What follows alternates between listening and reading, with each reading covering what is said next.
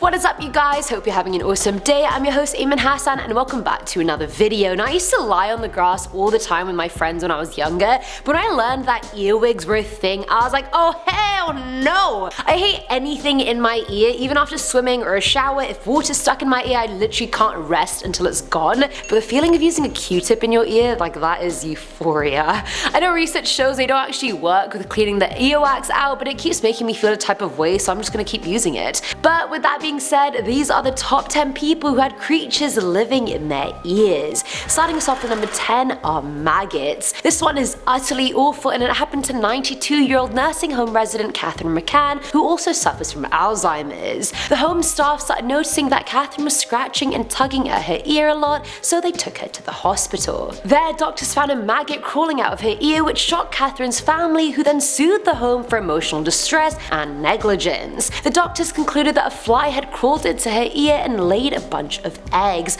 But the worst part of all of this is the fact that the eggs had hatched into 57 other maggots. Catherine was left with an enlarged ear canal after surgery and still has to get regular treatments for it as it gets infected all the time. Can you imagine having 57 maggots in your ear? How big are maggots anyway? Like, coming in at number 9 is the cricket. This one literally made me itch my ear. I can't even tell you, like, this is disgusting. So back in October of 2014, an unidentified man was suffering from a very itchy ear and decided to visit the South Zone ENT research zone in Tamil Nadu, India. There, the doctors were astonished to find out a 3-inch live house cricket was the reason behind his discomfort, and they were gracious enough to post a video of it online, so here's a clip of that.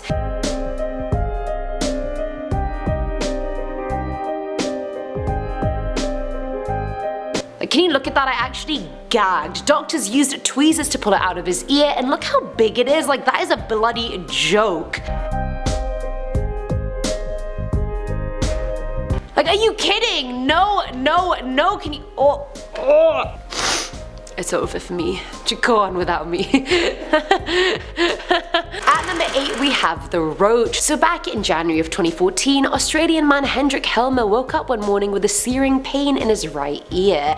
After realizing there's some sort of bug in his ear, he tried to take problems into his own hands as the pain got worse by trying to suck the insect out with a vacuum cleaner. Like, how did his full eardrum not get sucked out when he did that? Like, what the hell? I'm very confused. Either way, when that failed, he finally went to the doctor, who initially thought it was a small object that was lodged in there. They put olive oil into Hendrik's ear, which only made it worse, and the creature got lodged deeper. The doctor eventually had to use forceps to remove what turned out to be a 2.6 centimeter long cockroach. I have nothing to say, my face says it all. I'm not doing this. I'm gonna start suffering from, like, allergic reaction soon enough. Filling at number 7 slot is the scratching sound. Over the course of a week or so, a Chinese woman named Li Meng had been hearing a scratching noise of some kind in her ear. No one else seemed to be hearing it but her, and she was too scared to go to the doctors about it because she thought that it may be evil spirits. She lived with the noise, coping for as long as she could until it became too much, and she finally went to the hospital. After the examination, doctors found a live spider weaving a web in Li's ear canal, and it was found just resting on her eardrum. Anytime they tried to pull it out, the spider got upset, so they actually had to knock it out with meds and then remove it. The thought of having a spider in my ear for even a second, let alone days, is revolting. Like, I can't even deal with that. I hate spiders. Hate. I don't have arachnophobia or anything, but they're just disgusting to look at. Like, I'm not doing it, it's not on. Plain and simple. I'm also not scared to kill them if they're around. Like, I won't get someone else to do it, like I will do it myself. Unless they're huge, then I won't even go in the room. Now at number 6 is the bed bug. Thankfully, I've never dealt with a bed bug infestation, but in my first year of university, one person on my floor actually had to deal with that, and she had to move to a completely different room. It just wasn't a good time, and no one was having it. Either way, back in 2012, an unnamed 23-year-old man was just experiencing some odd sensation in his right ear. He just figured it was blocked or something, but had a creepy feeling that something was crawling around in there. He decided to get it checked regardless, and after using an otoscope, doctors found a small black foreign body in his ear. Now, initially they thought it was an engorged tiny insect, and it actually ended up being a bedbug nymph that was just feeding off the dude's eardrum. Now, they removed that shit and the symptoms went away immediately. Coming in at number 5 is the moth. So back in June of 2011, 12-year-old Wade Schlott from Colorado was rushed to the ER after screaming and crying over a pain in his ear. Doctors very quickly realized something was stuck inside of it and tried drowning it out, which was an epic fail. They then reached in with some tweezers and pulled out a full-grown moth that was somehow still alive and who started flying around as soon as it was free. Imagine how bloody uncomfortable it would be to have something that big and fluttering in your ear. I get freaked out if one of my own hairs tickles the inside of my ear, let alone a creature. I'm always like let's not do that. Now my ears actually genuinely itchy, like I'm not doing it. I'm not doing it. At number 4 are the moth and the tick, which sounds like some Enid Blyton book. Well, the moth and the tick.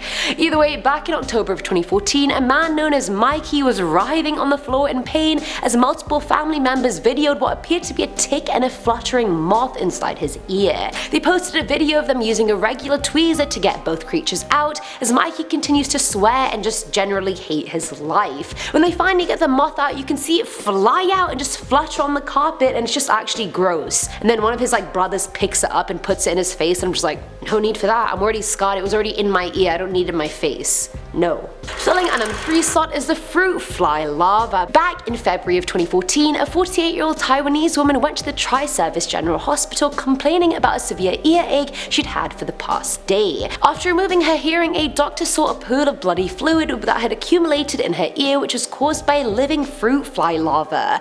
The creature had eroded the skin that covered the floor of her auditory canal completely, and she didn't fully realize since her ear sensitivity had decreased after wearing a hearing aid for so long. They videoed it moving down her ear canal before removing it, which I mean anything for the clout, right? Even if you're a doctor. The pain went away soon after, and after 2 weeks of using topical antibiotics, her ear canal had healed completely. Now at number 2 is a spider again. So I wouldn't really care if any of these things were in my ear, but spider is one thing that would send me over the edge. Absolutely hate them. You guys already know. So back in October of 2012, a woman in China went to Changsha Central Hospital after feeling a constant itch in her left ear. There, doctors found a spider living in her ear who had most likely been there for the previous 5 days. They assumed it crawled into her ear while she slept and used a saline solution to try and flush it out before it went deeper or even bit her. And you can see how big this spider was inside her ear. Like, look at this picture. Imagine that was living inside your ear. Like, I didn't even look at the screen of my computer properly because I was like, spiders. And it has so many eyes. And finally, at number 1 are flesh-eating worms. Back in July of 2013, British woman Rochelle Harris went on holiday to Peru with her boyfriend. They had a great time, all and giggles, but on the flight back she started suffering from face pain, excruciating headaches, liquid leaking from her ear, and she even started hearing noises. She assumed maybe she was just getting sick post her holiday, so she decided to sleep it off. The next morning she was horrified to find her pillow soaked in fluid that had leaked from her ear. She rushed herself to the A&E, and initially doctors thought she may have a minor ear infection or some kind of infected bug bite. I was very scared. With in my brain, I thought, this could be very, very serious. Upon further investigation, the doctor found a hole in her ear canal and went silent. He then told Rochelle that she had maggots in her ear, and despite them trying to get them out, they kept delving deeper into her head. The scan showed Rochelle's eardrum and facial nerve were undamaged, but the maggots had chewed a 12mm hole in her ear canal. And that in itself was a huge risk. They could have easily migrated to her head and then her brain, which could have caused fatal bleeding, facial paralysis, or even meningitis. The worms managed to chew a 12mm hole in her canal, which would have made me pass out if the doctor had told me that. I'd be like, no, just knock me out and get it out. Olive oil didn't work, so they sedated her to find not 2 maggots like they originally thought, but 8 large ones. Apparently, a New World Army screw worm fly had laid eggs inside her ear after she had walked through a swarm of flies. Thankfully, they were all removed and all was well. And as I pushed the speculum through the little hole that opened out, I saw a writhing mass of maggots.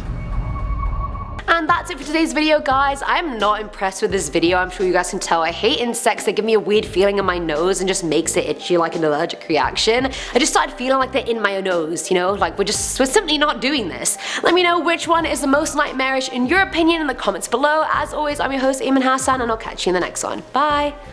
Yeah, who had mostly... I'm sorry.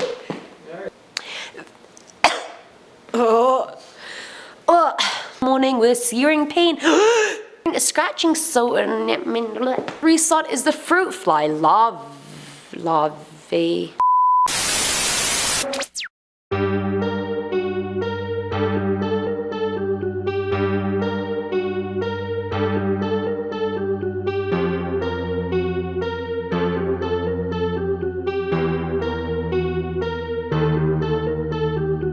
you.